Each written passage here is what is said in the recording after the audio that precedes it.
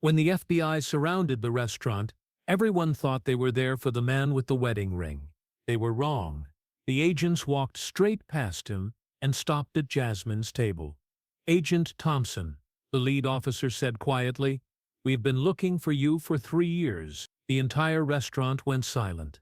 But let's go back to where it all began. 30 minutes earlier, on what seemed like just another ordinary Tuesday afternoon, Jasmine Williams had been working the lunch shift at Rosewood Diner for exactly 18 months. She moved with the practiced efficiency of someone who had learned to blend in to become invisible. Her black uniform was always pressed, her notepad always ready, her smile professional but never too warm. The lunch rush was always predictable. Businessmen grabbing quick sandwiches, construction workers ordering hearty meals, families with young children making messes. But Jasmine wasn't just serving food. For 3 years she had been scanning every face that walked through the door, looking for one particular face, waiting for one particular moment. Today, finally, that moment came. Table 12 had just been seated by Maria, the head waitress who had become something close to a friend. A man in his 40s sat there, salt and pepper beard neatly trimmed, expensive watch glinting on his wrist. He wore a navy polo shirt and khakis, the uniform of suburban respectability. Beside him, a little girl with pigtails tied with bright pink ribbons, maybe 8 years old, concentrated intensely on coloring a children's menu. Nothing suspicious about the scene. Just another father and daughter grabbing lunch together on a Tuesday afternoon. Jasmine approached their table with her usual professional demeanor, notepad ready. "Good afternoon. What can I get started for you today?" The man barely glanced up from his phone, where he was scrolling through what looked like work emails. "Coffee. Black. Make it strong," he said without looking at her. "And she'll have chocolate milk. Chocolate chip pancakes, too." The little girl looked up from her coloring and smiled shyly. "Can I have extra whipped cream on the pancakes, please?" "Of course, sweetheart," Jasmine replied, her voice automatically softening. As she wrote down the order, her pen suddenly froze mid-word. The man's left hand rested casually on the table beside his phone, and there it was, the wedding ring. White gold band with 3 small diamonds arranged in a perfect triangle pattern. But it wasn't just any ring. It was Sarah's ring. Jasmine's breath caught in her throat. Her hands began to tremble so violently that the notepad slipped from her fingers. Her carefully balanced tray, loaded with clean silverware and water glasses, tilted dangerously and then crashed to the floor with a sound like breaking thunder. Coffee cups shattered against the tile, sending pieces of porcelain skittering across the restaurant floor. Every head in the restaurant turned toward the noise. Conversations stopped mid-sentence. Forks paused halfway to mouths. "I'm so sorry," Jasmine stammered, her voice shaking as she dropped to her knees, frantically trying to gather the scattered pieces. Her eyes never left the man's hand. 3 years. 3 years since she'd last seen that ring. 3 years since her sister Sarah had been wearing it the night she disappeared. The little girl looked up from her coloring, her crayon poised over a flower she'd been shading pink. "Daddy? Why is the lady sad?" The man glanced at Jasmine's retreating form with casual indifference. "She's not sad, Emma. She's just clumsy." But Emma continued to watch Jasmine with the intense observation that only children possess, something in the waitress's face catching her attention. Jasmine backed away from the table, her heart pounding so hard she could hear it in her ears. Memories flooded back. Sarah laughing as she tried on the ring for the first time, Sarah twisting it nervously as she told Jasmine about the dangerous undercover assignment, Sarah hugging her goodbye that final night. She turned and walked quickly toward the kitchen, her legs shaking. She pulled out her phone with trembling hands and dialed a number she hadn't called in months. "It's me," she whispered. "I found him." 20 minutes later, Jasmine was attempting to serve other tables while her heart hammered against her ribs. She kept glancing toward table 12, where the man continued working on his phone while his daughter colored, completely oblivious to the storm about to break. The little girl had finished her flower and moved on to drawing what looked like a house with a garden. She hummed softly as she worked, a tuneless melody that made Jasmine's chest ache. Whatever this man had done, the child was innocent. Through the restaurant's windows, Jasmine saw them arrive. 3 black SUVs, with tinted windows pulled up with the precision of federal law enforcement. Men and women in dark suits emerged, positioning themselves around the building with practiced efficiency. Inside, the lunch crowd continued their conversations, unaware. The man at table 12 sipped his coffee while typing. His daughter worked on her second drawing, this one featuring a tree with a swing. Maria approached Jasmine with concern. "Mija, what's happening? You've been acting strange, and now there are all these cars outside." Before Jasmine could answer, the front door opened. 6 FBI agents entered the restaurant, their presence immediately commanding attention. Conversations died. The lead agent was a tall black woman with sharp eyes and authoritative bearing. She scanned the room methodically, her gaze moving past nervous families, past startled customers, until it landed directly on Jasmine. "Agent Thompson," she said quietly, but in the dead silence of the restaurant, everyone heard it. "We've been looking for you for 3 years." The words hit the dining room like a physical force. Every person present turned to stare at Jasmine, confusion and shock written across their faces. The quiet waitress who had served them lunch for months, who had always been polite but unremarkable, who had blended into the background of their daily routines, was apparently someone else entirely. The man at table 12 finally looked up from his phone, confusion replacing his earlier annoyance. His daughter stopped coloring, her crayon frozen halfway through filling in the trunk of her tree. For a moment, Jasmine felt the weight of every eye in the restaurant. 18 months of carefully constructed anonymity shattered in an instant. But as she looked at Agent Davis, as she saw the recognition and respect in the other woman's eyes, she felt something she hadn't felt in 3 years. She felt like herself again. Jasmine straightened her shoulders, letting her carefully constructed mask of servile invisibility fall away like a discarded costume.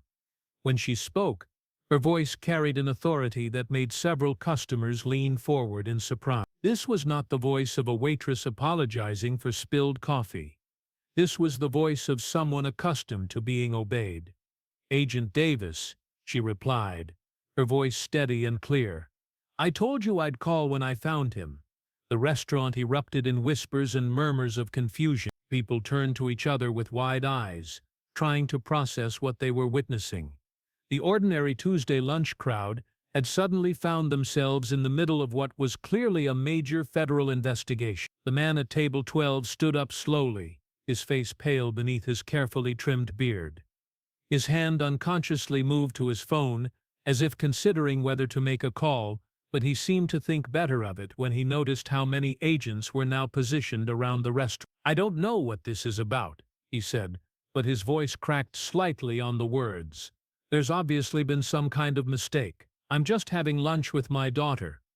Agent Davis approached table 12, but her eyes remained fixed on Jasmine. "Agent Thompson went undercover 3 years ago after her sister's murder. She's been working service jobs across 3 states, waiting for the killer to surface." The little girl looked between her father and the FBI agents, her crayon still clutched in her small hand. Fear was beginning to creep into her eyes, the kind of fear that children feel when the adult world suddenly becomes threatening and incomprehensible. Jasmine walked over to table 12, and for the first time in 18 months, she looked directly into the man's eye. Not as a waitress serving a customer, not as a service worker being polite to someone who barely acknowledged her existence, but as Agent Jasmine Thompson, FBI, looking at the man who had destroyed her life. "Robert Morrison," she said, her voice cutting through the whispered conversations around them.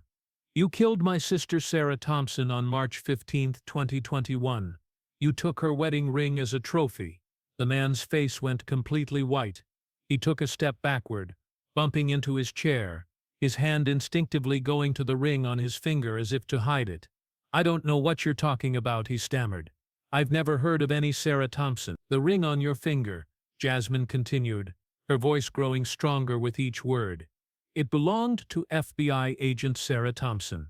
She was working undercover, investigating a human trafficking ring that operated out of 6 states. You were her contact on the inside. You were supposed to protect her. Instead, you killed her." The restaurant had gone completely silent now.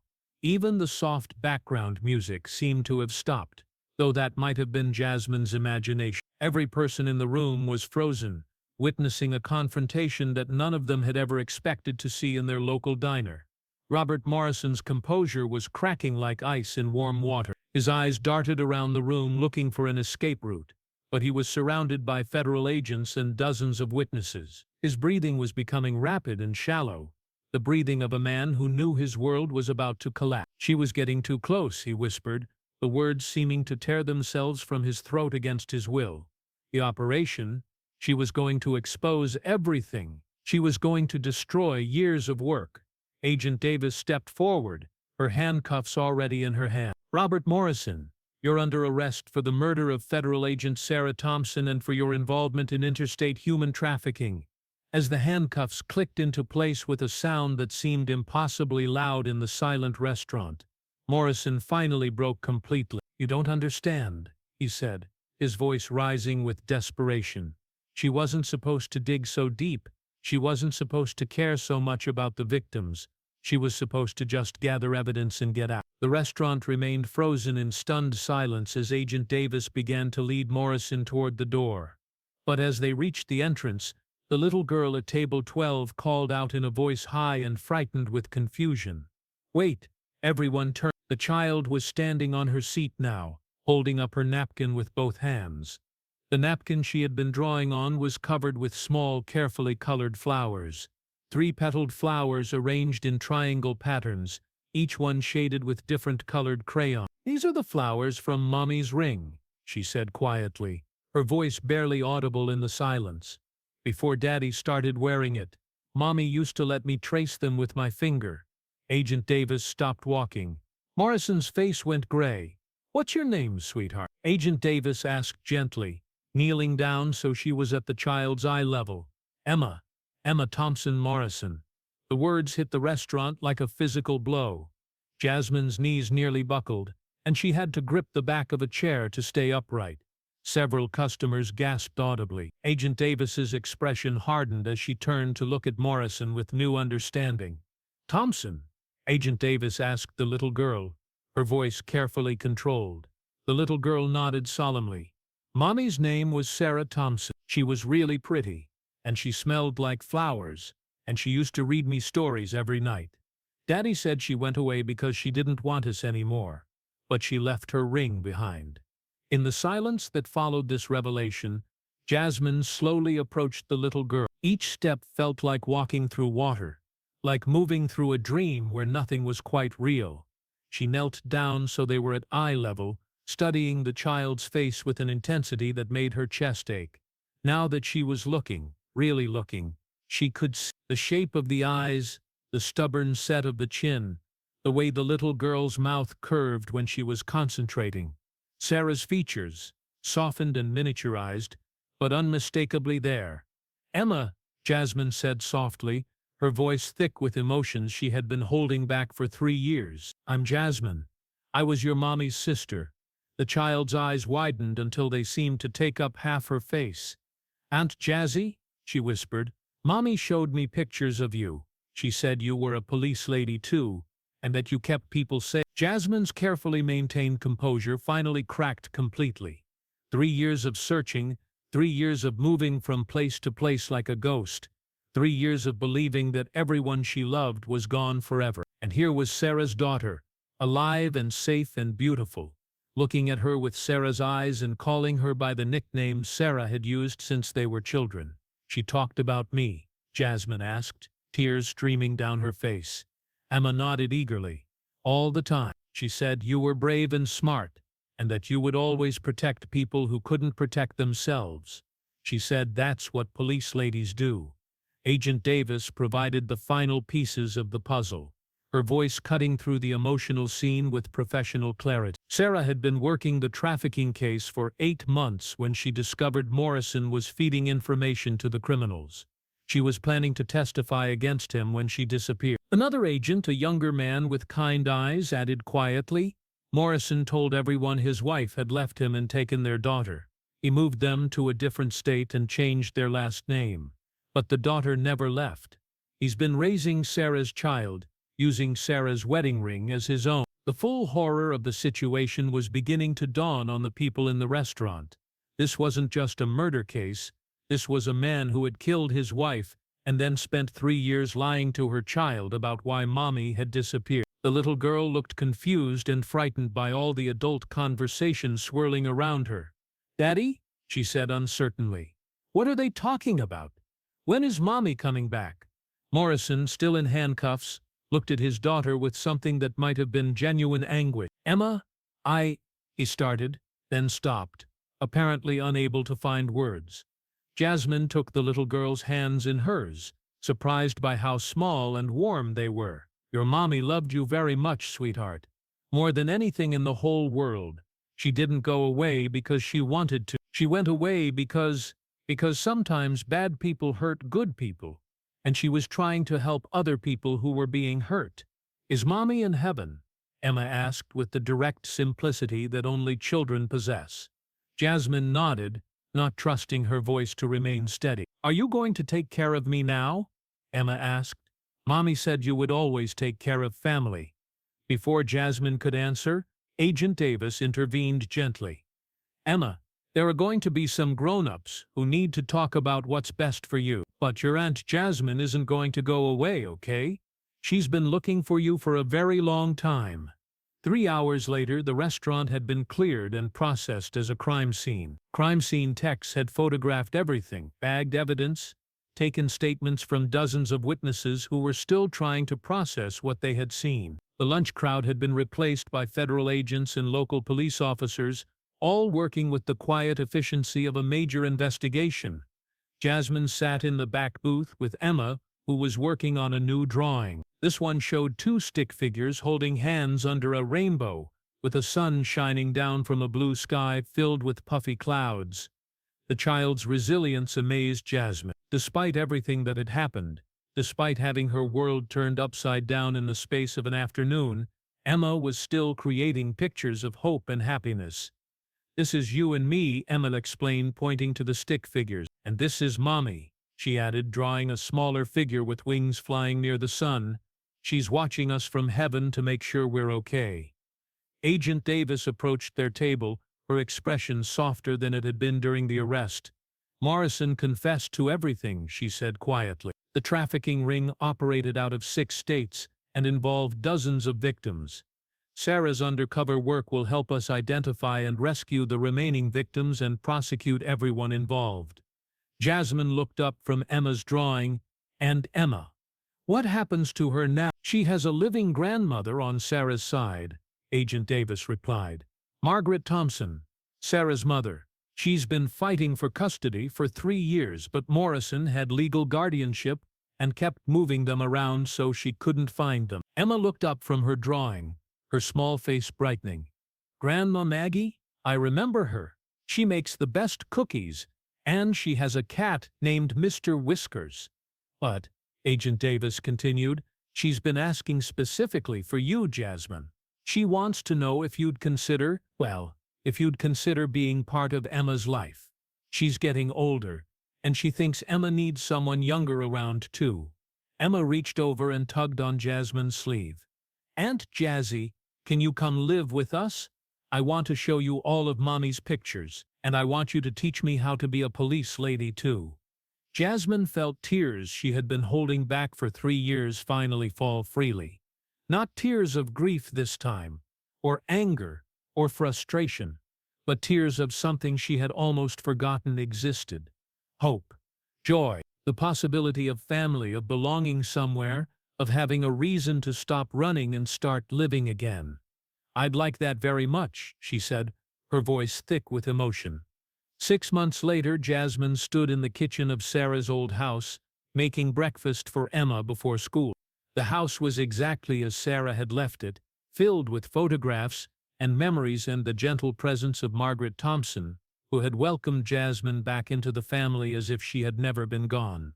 The little girl had grown 2 inches and gained 10 pounds of healthy weight. She smiled much more often now, and her nightmares had gradually faded as she adjusted to the truth about her mother and the reality of her new life. She was seeing a counselor twice a week, and slowly, carefully, She was learning to process the complex emotions of loving someone who had done terrible things.